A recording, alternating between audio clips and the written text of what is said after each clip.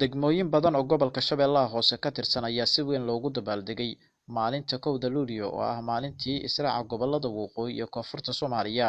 Magaalada Marka ee xarunta gobolka Shabeellaha Hoose ayaa ka mid ah meelaha inta badan sida weyn loogu dabaaldegay maalinta 1 Luulyo, maalintii Israaca gobolada Waqooyi iyo Koonfurta Soomaaliya. Qaybaha kala duwan ee bulshada magaalada Marka ayaa ka soo qayb galay munaasabadan lagu weyneynayay 1 Luulyo, waxaana halkaas lagu soo bandhigay riwaayado kala duwan.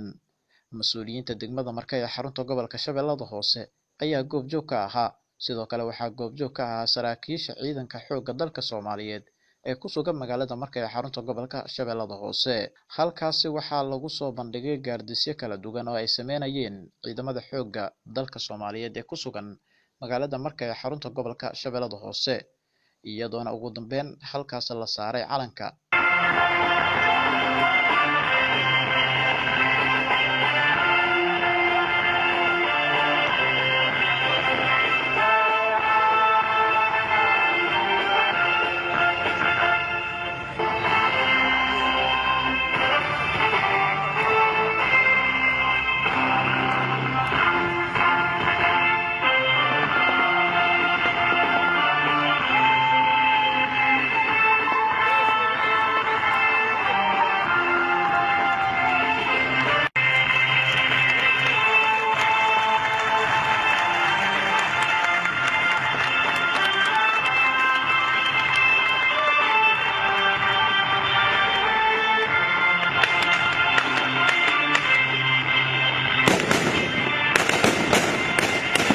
Waxaa goobjoog ka ahaa sidoo kale gudoomiye ku-xigeenka gobolka Shabeellaha Hoose Mudane Abuukar Cabdalla Bashiir.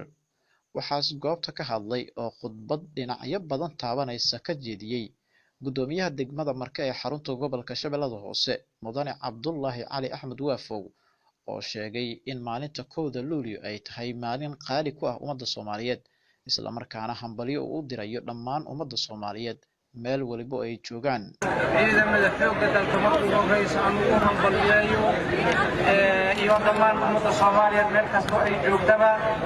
caawa waxaan taaganahay waa habeen qiimo badan ummadda Soomaaliyeed qiimo ku leh. qofka adduunka ku nool iyo hadda kadib dhalan doona caba ay xusi doonaan taaganahay cabada.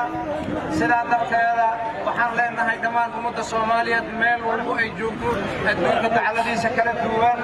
hambalyo hambalyo hambalyo waxaynu ku hambalyeynaa danaduuradii lixdanaad ee 1 Luulyo ee xorriyadii Soomaaliya ee calankii Soomaaliya laga taagay geega Soomaaliya ama koonfurta Soomaaliya iyo israaci ummadda Soomaaliyeed. caawada waxaa la taagan yahay habeen la isku hambalyeeyo cid kasta mas'uul ha ahaado ama shakhsi caadi ha ahaado.